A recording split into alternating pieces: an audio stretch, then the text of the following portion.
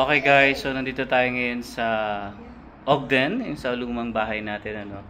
Ayan, so eto na guys, nilinisan na namin ni Emma. Ayan, so malinis na siya. Ayan, so pinunasan na namin yung salamin. Yung dumi na yan, sa labas lang naman yan. Ayan, so dito kasi guys sa Canada, pag umalis kayo or pag nag-rent kayo, kailangan linisan nyo talaga. Hanggat maaari ay walang makikitang dumi yung landlord. Hindi naman sa kailangan 100% ano. Kasi kumbaga nung nirentahan naman natin to, may mga konting gasgas na rin siya. Kaya ang kabilin-bilinan talaga sa amin dito, yung mga furniture namin is wag didikit sa wall para at least hindi magmark. Kasi minsan, 'di ba guys, pag yung mga gamit natin nandiyan sa dumikit sa wall, minsan nagkakaroon ng marks. So, yun yung gustong iwasan ng landlord, which is okay yun, no? Kasi hindi kami masyadong nahirapan magpunas. Although, syempre, yung mga alikabok, kailangan natin punasan dyan. Ayan. So, dito sa room, kung saan ay natutulog yung kapatid ko dati. So, yeah, wala na rin yung single bed niya dito. Yun yung hinakot namin ngayon, actually. Yun yung pinakahuling hinakot namin. Ayan. So, dapat kasi ipapamigay namin yun. Kaso umurong yung kukuha, kaya iniwan namin siya dito. Nagkataong nag-back out nga. So, dinala na lang na, kinuha ko na lang siya. Ayan, so dito sa computer room namin, ayan, so malinis na rin. Wala na rin naiwang gamit. So, dinouble check ko na rin naman to. So, okay na siya. Ayan. So, wala. Dito naman sa aming tinutulugan. Yan. So, malinis na rin siya. Okay na rin. Then, yung ano pala guys, no, yung carpet. Yan. So, balik, lilinisin talaga yan, yung magka-carpet talaga. Which is, magbabayad nun. Kami rin, kumbaga ibabawas dun sa dineposit namin. Ganun talaga, kahit nung bago kami lumipat dito, nagbayad din yung dating tumutuloy dito. So, kasama yun sa ima-minus sa atin. Ano. Then, dito sa washroom. Hello. Ayan, dito si Emma. Naglinis na. Yan na yung last touch. Yeah. So, yan. Nilinis na rin. Ayan. Hanggat maaari talaga guys. Kailangan huwag natin iiwang madumi. Kasi ima-minus niya sa atin yan guys. Kapag kami nakita siyang dumi. Kasi papalinis niya to eh. Panatataon. So, ano to? So, may naiwan na payong guys, no? Ayan. So, binigay ko na kay Emma. Naiwan niya pala yung isa. So, dito sa ilalim, okay na rin. Malinis na rin siya. Wala na bang naiwan. Kailangan i-double check. Ayan. Dito. Sa bathtub. Okay na rin yan. Ayan. So, ready na? Ayos na? Ito-turn over na lang namin to siguro bukas or sa Friday or Saturday. Depende sa schedule din ng landlord. Tapos ang huling-huling gamit. Ito na lang. Ito kasi dapat kasama yan ng single bed na kukunin sa amin. Kaso nga umatras nga yung kukuha. Ano to? Sa kanila yan. Dito yan. Kinuha ni Zion sa kabila. Yan. So, yun nga. Kaya kukunin na lang din namin. Sayang din naman. So, pakita ko na rin pala sa inyo guys yung kitchen na. Yan. So, yan. Nilinis na rin ni Emma tong stove. Yung loob niya, nilinis niya. Yung mga cabinet natin dito. Wide natin. Yan. Malinis na lahat. Etong, ano na to guys, basurahan dito yan. Yung sa waste natin, ano. Yan, dyan na yan. Dito. Yan, wala na laman. Tapos yung mga cabinet. Malinis na rin siya. Yan, dito. Yan, dito rin. Lahat. As in, dapat malinis talaga dapat. Salamin. Oo. Ilang araw din natin ito nilinis, no? Mga 3 na. Para every after work, pumupunta tayo dito. Yeah. Para magkuskus ng walls, ng mga cabinets. Para maging maayos yung turnover. Yeah. Ayan, no? Tapos, yun nga, yung ref, pinabunot na sa saksakan. Yeah. Para malinis daw at ma-wash ng water and tapos i-rinse na lang. Yan. So, yan. Nilinis na rin ni Emma to. Ayan. Diba, ready for turnover na. Hopefully, wala na masyadong makitang issues. Sana. Kasi medyo maselan yung may-ari dito, guys. Gusto niya talaga. Well, totoo. Gusto siya. Lahat naman tayo gusto dapat malinis pag turnover, diba? Pero grabe yung kuskus talaga natin dito.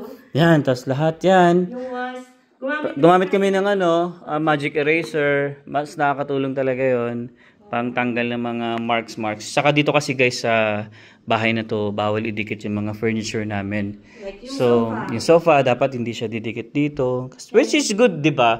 Kasi hindi siya magkakaroon ng marks. Which is yun yung ginagawa namin ngayon dun sa nilipatan na namin. Yeah, ginaya natin. Oo, para ma-maintain kasi bagong pintura yun, buong bahay. Kaya ayaw rin namin magkaroon ng marks. Kung may marks, dapat kuskusin mo agad. Kasi nga, syempre, para well-maintained din mo. Yeah.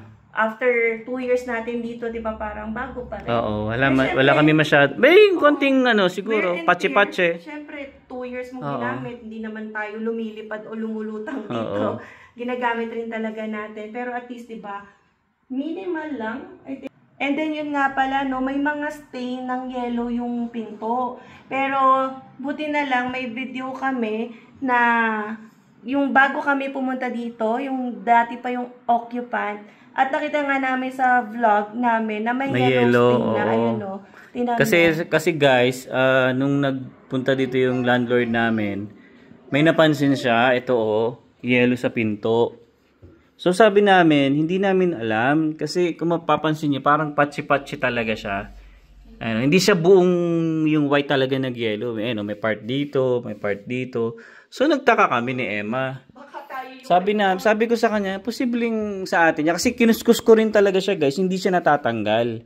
So ginawa ko, binalikan ko yung video namin. Tapos meron pa yan dito, guys, dito sa master's bedroom. Ayan, mapapansin nyo, ayan. Yan. So binalikan ko yung video namin yung time na nagpunta kami dito, nung tinignan namin tong bahay na to. Ang nakatira dito yung dati pa, yung Pilipina din. Tapos yun, buti na lang nahagip nung video natin. Ayun, nakita namin na may yellow. Kaya finorward namin sa kanya.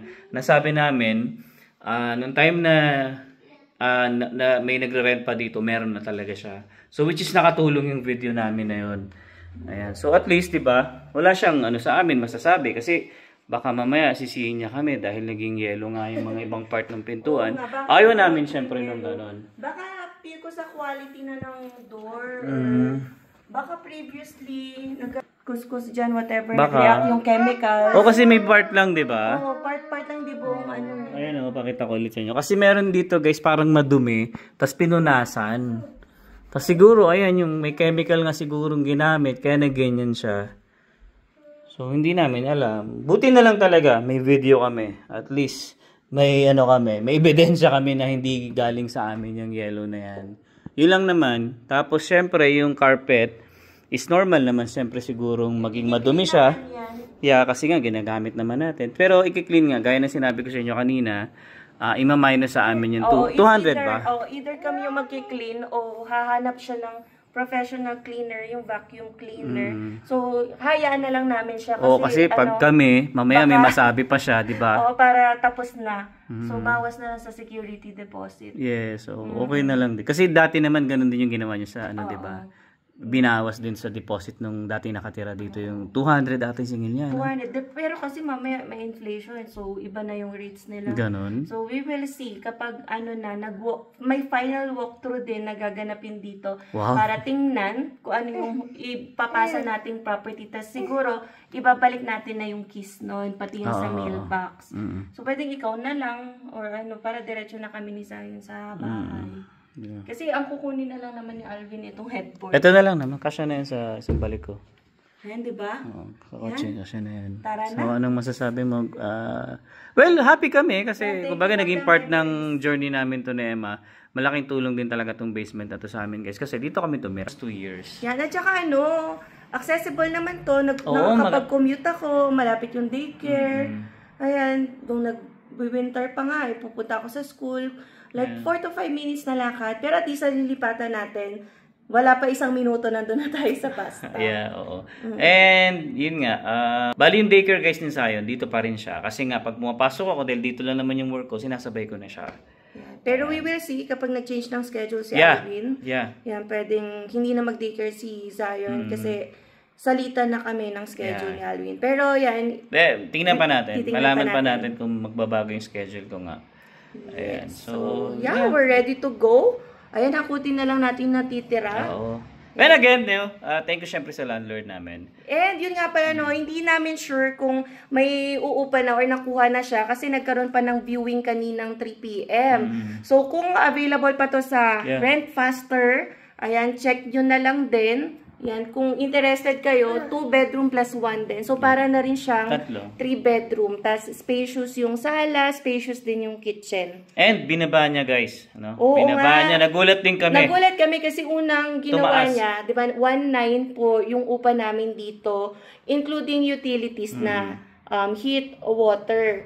Tapos, tinaas niya yun, guys. Tinaas niya nung nagpaalam kami, in-offer niya sa Rent Faster. So, ilan na yung tumingin, pero feel ko walang Walang, oo. Kaya ginawa niya, binaba niya ngayon. So, magkano So, na? mas binaba niya ngayon doon sa dati naming nirerentahan. Oo nga, naging 1.8 Nagulat lang na. din kami ni Emma. Oo, kasi nga, ngayon, di ba, ang dami ng available na rentahan. Yeah. So, dapat makiayon ka rin sa presyo. Otherwise, may stock lang yung property mo nang walang umuupa. Yeah. Kaya, yan, makikipagsabayan siya. I think 1.8 daw. Sa Yeah, narinig 1.8. ko, Nagulat nga kami ni Emma. mga Yeah, 1.8 kasi nung nagsa-site visit. nung naghakot kasi kami guys nung last Friday. Yun, parang nakakwentuhan nung isang kasama ko. Yan, si Brother Mark. Oo, na 1.8 na nga lang daw yung upa. So nagulat kami ni Emma. Sabi namin, ha? Imbis na, baga parang tinaas niya before, tapos ngayon, gababa niya sa 1.8. Oo nga, kaya dapat matagal na pala sana tayo. 1.8 no, kung nag-negotiate kung nakihagel tayo. Ayan, so pero okay yun. na rin ngayon. At least, we have a new place. Yeah. Yan. And yeah, excited tayo sa panibagong chapter. So, itong nasa Ogden na basement ay ang pangalawa naming tinirhan. Yes. Yan, galing kami sa Chinook na area, Chinook Mall. 1 bedroom yon, tas dito basement. And ngayon, lilipat na tayo sa sarili nating bahay. Yes. Alright. Ayan, thank Happy, you, Lord. Zion? Super grateful for the blessings. Although, grabe, napakahirap guys ng paglilipat. Sobra. Hanggang ngayon, masakit pa rin yung likod ko. And sa kabilang bahay, andun pa rin nakatambak ang lahat ng boxes. Kasi ang priority namin nga dito ay malinis yung nasa Ogden and ma-turn over na to sa landlord. Kaya hindi kami gaano makapag-ayos pa talaga guys sa bahay kasi kailangan naming malinisan talaga tong lugar na to. Para at least, baga yung bahay natin, sa atin naman rin, anytime, pwede na tayong gumalaw. Oo. Alright? So tara, hakot na tayo kasi meron pa akong dadalhin dito. Konti na lang naman. So ito, dadalhin na rin to. Okay guys, so yun, mamaya ulit guys. So ayan guys, now we are now heading home finally. Natapos din ang paglilinis. Diyos ko, ang hirap din ng every afternoon pupunta ka dito, linis. Mag-change pa nga ako ng damit kasi syempre pang office yun. Tapos mamaya maglilinis ka, kuskus ng mga walls para matanggal yung mga dumi. So, gano'n ang in-endure natin. Pero, fulfilling din. Kasi, dugot pawis talaga 1 week tayo, kasi Wednesday tayo. Iba pa yung preparation sa pag-move, and then iba pa yung pag-clean mo after moving. Yeah. So, very challenging talaga yung pag-move, lalo na kapag marami kang gamit. Pero, nagde-declutter na rin kami. Although, syempre, hindi naman 100% decluttered na. Pero, marami na rin kaming naitapon and na-donate sa Goodwill and sa Value Village. So, kapag nagdo-donate kami sa Goodwill, yun na yun. Pero walang inaabot na voucher, whatever. Pero pag sa Value Village, binibigyan kami ng coupon na 20% off sa susunod naming purchase. Ayan, saan pa to? Ayan o, 20% off. Ayan. May $2 pa nga pag may ka, survey.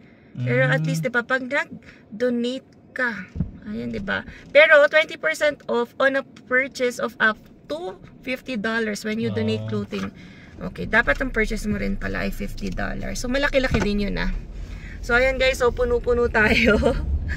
Pero at least ayun nga, hindi lang nag-fit yung headboard. Pero kasi may kailangan din kaming i-dispose. Medyo nangangalawang na yun, kaya kailangan talaga i-dispose. Hindi yun ipapamigay or i-donate. So hanapan ni Alvin ng disposal place yung yung outside chair namin. Yeah. Yan. So, yun na lang naman, no, finally ay tapos na. Final walkthrough na lang sa pag bibigay ng keys and whatever. Siyempre, ibabalik rin sa amin yung security deposit kung magkano yung natira ng aming landlady. Kano kaya ibabawat niya? I think ang security deposit namin, kasi nag-start kami ng 1.6. So, nung nag-increase kami to 1.9, hindi na yata nag-increase yung security deposit. So, yun. Sana naman more than $1,000 pa yung bumalik, no? O, sabihin na natin 200 yung sa... Sabihin mo 250. O, kasi magpapaklean pa siya. Eh. Max na siguro yung 300 sana na ibawas. So, yeah. We will see. Ganun talaga. At least, finally, we're moving to our own place. Yes, sir. Yes, yan. I think hanggang dito na lang muna, no? Ayan, naipakita na namin ang mission accomplished for this day. And sa mga susunod nating videos, ayan, abangan nyo. Doon na tayo sa ating bagong tahanan. Yes. And excited na rin kami. Pero yon, unti-unti pa namin lilinisin. Kasi for sure, pag pinakita namin ngayon ay napakagulo pa. Ayan, kasi tambak lang muna kami ng tambak. Lalo na doon sa isang kwarto. Yan, no? Oo. Kasi yung sa master's bedroom, syempre inayos na namin yun with a new bed frame. Yan na, i-deliver na sa atin ng The Brick. Okay, hanggang dito na lang muna. We'll see you again on the next one. Peace!